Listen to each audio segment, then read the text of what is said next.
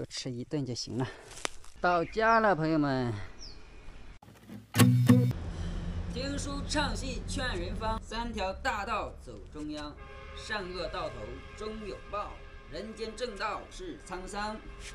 Hello， 大家好，我是一丁，广州骑行去西藏。现在呢，所在位置啊是在遵义市的播州区一个大的帐篷里面休息了一晚上啊。一觉醒来呢，就已经10点多了啊。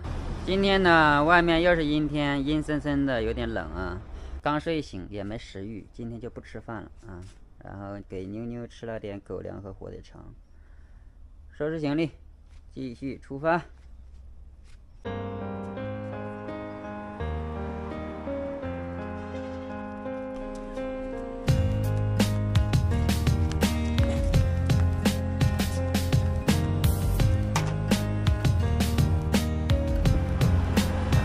在一开始，当初我还是一个天真。感谢这个帐篷让我们露宿一晚，卫生打扫完毕，垃圾带走，准备出发。而有爱哭的孩子，10年之后，终于才明白，只要全力以赴就无所谓失败。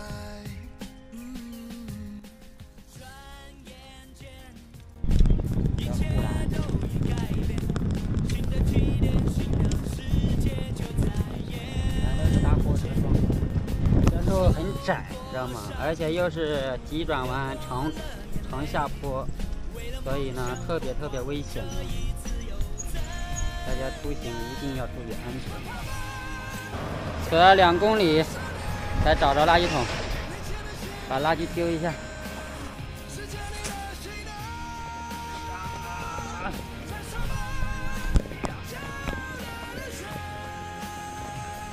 看来今天又是爬坡的一天，一出来已经爬了半个小时的坡了啊！干！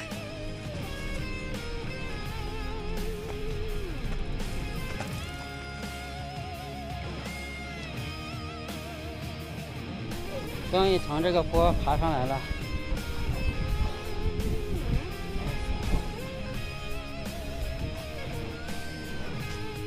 好了，前面有一个小坡。下个小坡舒服一下。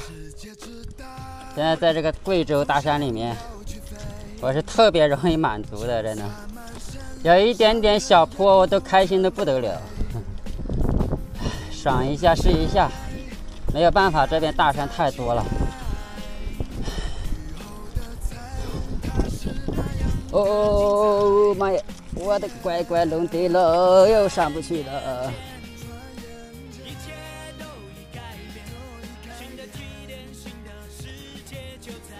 好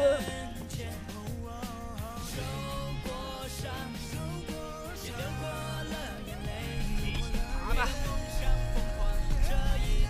没办法，既然选择了这条路，我这也得走完。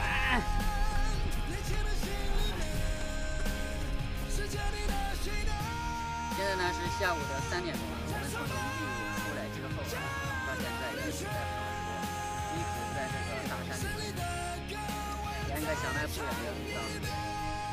出来的时候呢，不怎么饿，所以呢就没有煮饭吃。那爬了将近4个小时的山路，肚子实在饿得受不了，吃一根这个妞妞的火腿肠，垫吧。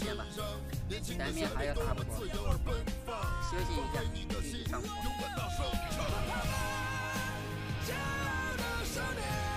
所以说，在贵州骑行的这1个月左右的时间啊，应该是我能够让我终身难忘。这个爬坡爬的我真的是折磨。继续上坡。给大家看一下啊，我们刚从那个峡谷那里转上来，特别陡，而且坡又长，车已经放在这里了，在这里休息几分钟。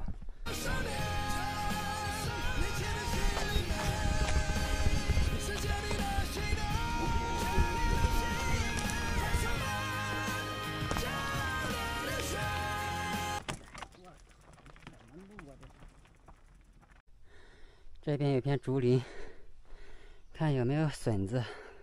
刚才我看他们本地人搞了好多。哎，这里有一条。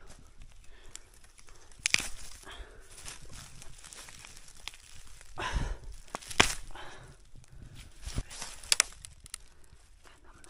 能不能搞掉。哎呀，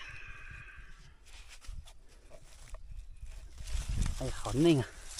可以，够吃一顿就行了。今天用火锅底料爆炒一下。感谢这片竹林，这就是来自大自然的馈赠。出发 Later， 到家了，朋友们。这里呢有一栋废弃的房子，进去看一下啊，看能不能住人。这里好乱，好多钢筋啊，应该是工地上的啊。这个没开。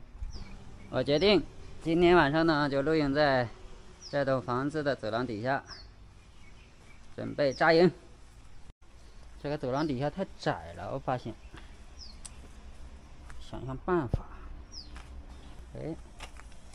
哎，有木板，借块木板用一下，这样就看着舒服多了。把我的防雨棚往这上面一铺，扎个帐篷，完美。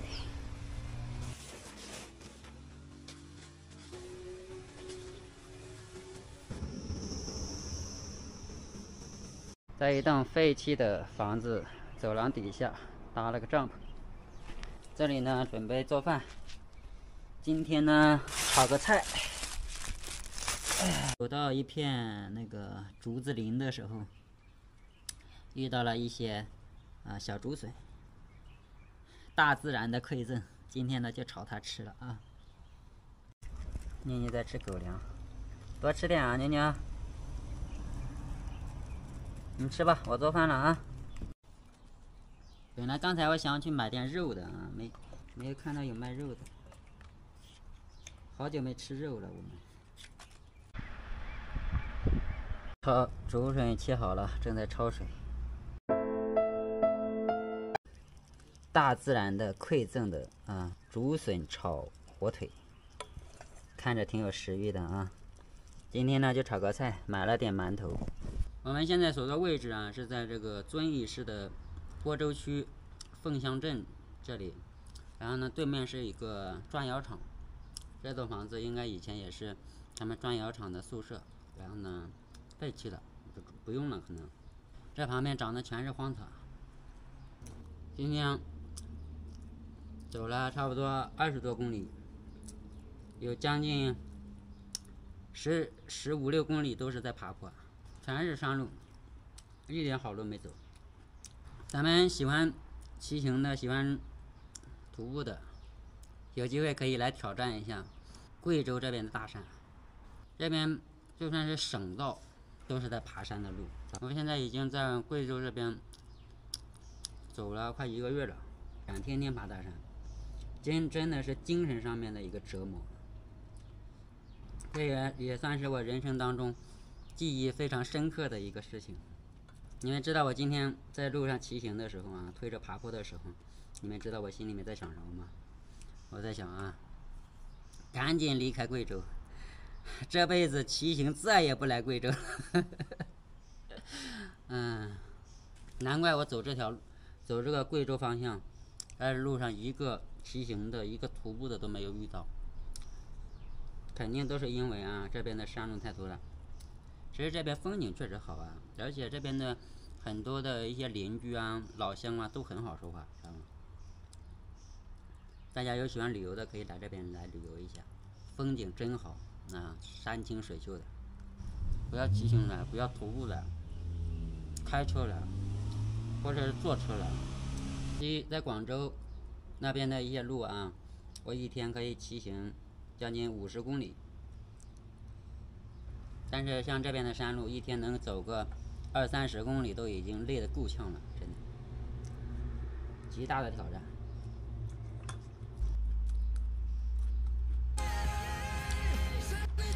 行了，先吃饭。